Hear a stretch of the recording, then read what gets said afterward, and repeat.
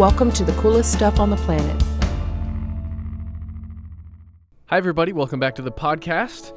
My name is Matthew, and this is... I'm Rachel. And this is the coolest stuff on the planet. So if you listened to the last episode, which hopefully you have, which you should, if you have not, pause this. Go back. Or stop this, go back. Download it. Listen to it. Check it out. That's the first part of Granada. That's where we're visiting. And we're going back there today. We're going to go check out the Alhambra. We mentioned last time we suspended the podcast for a minute, if you remember, and we decided we're going to do a lot on Alhambra, which has turned into two extra episodes. Yes, 2 episodes packed full of juicy details and goodness. Yes, and now that we've explained what we're about to do, let's do it. All right. Okay. Before we start, I'd like to mention that today's episode was inspired by one of our colleagues, Kristen Conger of the Stuff Mom Never Told You podcast. She is a huge fan of the Alhambra, and I think she's pretty much in love with Granada in general. So I wanted to preface this episode with a quote from her. She says, "Hey Rachel, so here's what I remember about the Alhambra that blew my mind the most. Sheer size contrasted with intricate detailing. There's so much ground to cover at the Alhambra, yet you want to see so much of it up close. Examine the etchings and ornamentation that seem to cover every surface. The Arabic architecture is so gorgeous, and you don't feel like you're in Europe. It's otherworldly, given the geographical setting." Absolutely. So most of you know, Rachel and I are armchair travelers, so we don't actually get to visit a lot of the places we talk about.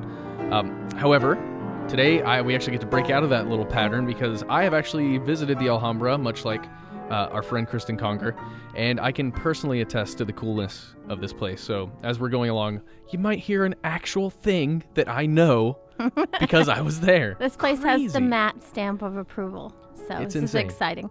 Okay, so if we're going to talk about the Alhambra, of course, we have to talk about architecture. Absolutely. And that's where a lot of the detail comes in.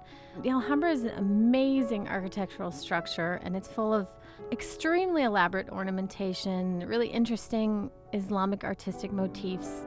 And so we're going to talk about that today. And we're going to throw in some architectural vocabulary words, which were new to us, and we hope that you enjoy learning about too. So. Absolutely.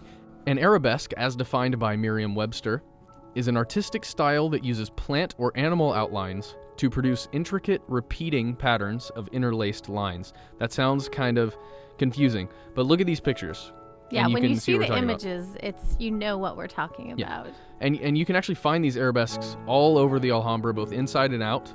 You can also find in a lot of places, you're going to find them in etchings, the actual wall carvings, and you're also going to find them in the tiling, the very colorful pattern tiling that's all over the place. Another motif that's really common, and you'll often find intertwined with the arabesques, is the Arabic calligraphy. We've seen this before in other Islamic structures like the Taj Mahal and stuff like that. But it's basically using fancy script as art. Oh yeah, definitely as art. And the walls of the Alhambra are covered with more than 10,000 Arabic inscriptions. And within these inscriptions, you're going to find verses from the Quran, Arabic poems and sayings. You're even going to find propaganda-like slogans that praise the ruling dynasty at the time. I wanted to mention, we found this Guardian article that mentioned that a group in Spain has started to catalog all the inscriptions in the Alhambra.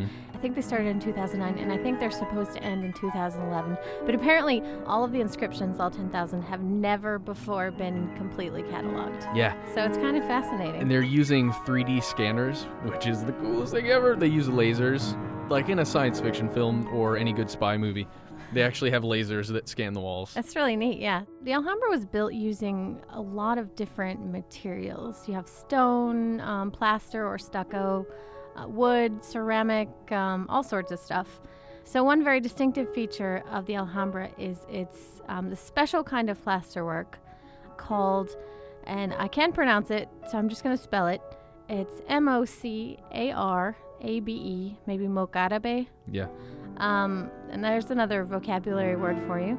But this is the honeycomb-like work that you're going to see in different parts of the Alhambra, often on ceilings, sometimes on walls.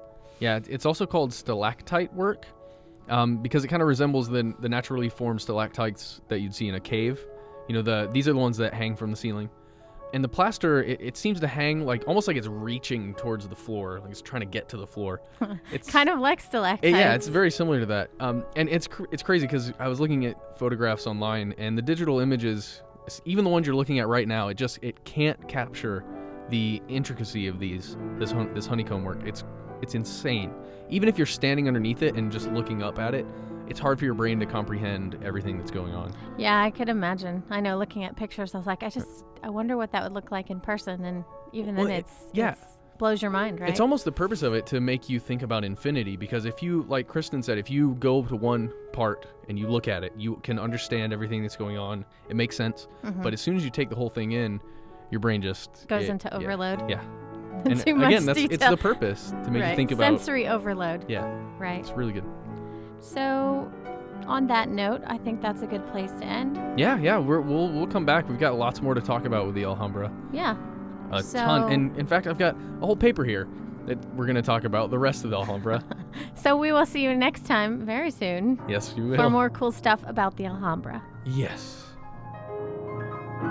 For more on this and thousands of other topics, visit howstuffworks.com and let us know what you think. Email travelpodcast@howstuffworks.com. Don't forget to check out our other podcasts, free on iTunes.